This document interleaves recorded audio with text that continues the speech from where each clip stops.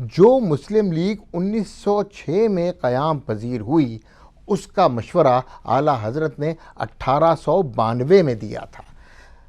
یہاں سے ہمیں امام احمد رضا خان کی سیاسی دوراندیشی کا اچھی طرح اندازہ ہو جانا چاہیے۔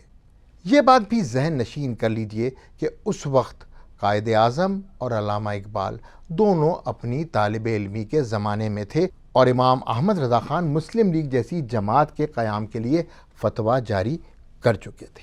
اس سلسلے میں ایک تاریخ دان ڈاکٹر اشتیاق حسین قریشی صاحب کچھ یوں رقم تراز ہیں۔ The ulama of Bareilly school were opposed to the Muslim accepting the leadership of Congress because they were convinced that it would lead the Muslim gradually to losing their identity, accepting Hindu ideas. These ulama organized a body, Raza-e-Mustafa.